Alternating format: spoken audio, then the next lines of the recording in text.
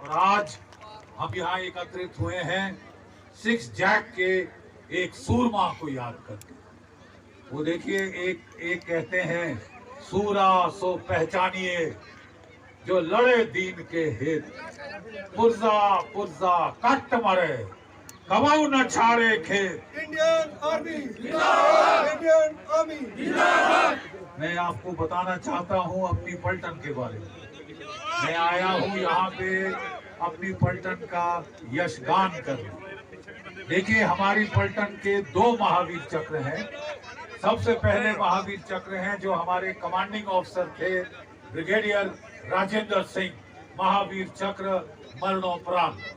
और आज मैं सारा मीडिया यहाँ पे है, मैं आपको सामने साफ 2 टूक शब्दों में कह दूं कि अगर जम्मू कश्मीर आज भारतवर्ष के साथ है तो ब्रिगेडियर राजेंद्र सिंह की कुर्बानी का सबसे बड़ा योगदान है।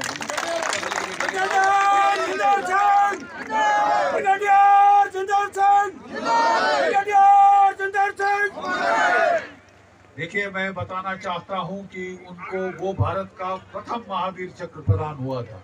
कायदे से वो परमवीर चक्र के बहुत उनकी कैपेबिलिटी थी और जो उन्होंने करके दिखाया वो महावीर चक्र के बराबर था। लड़ाई की हालात में पता नहीं चल सका तो उनको महावीर चक्र ही दिया गया, लेकिन उनकी कहानी सुनने लायक है और मैं सुनाना चाहता हूँ। इतना कहने के लिए ही मैं इतनी दूर आया हूँ, इन दूर दराज गांव में, ताकि ये जो वीर गाथा, ये जो नदी है बहादुरी की, ये चलती रहे। आपके बच्चे इंडियन आर्मी में आते रहें, जे&के राइफल्स में आते रहें और सेवा करते रहें इस मातृभूमि की। उन्होंने, महाराजा हरि सिंह जी ने उनको आदेश दिया कि सब कुछ नहीं रह गया श्रीनगर के बीच में, और 10,000 दुश्मनों का लश्कर दोमेल को कब्जा करके वो आगे की तरफ बढ़ रहा है यहाँ पे।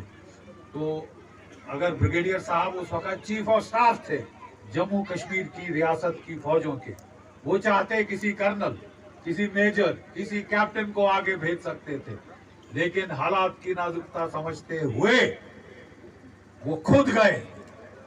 उनकी बेटी उनकी पिस्टल लेके उनको देने गई तो बोले, पापा आप कब वापस आओगे? तो उन्होंने सिर्फ कहा, बेटा मैं नहीं जानता कि मैं आऊंगा या नहीं आऊंगा, मेरे को मेरा फर्ज बुला लो।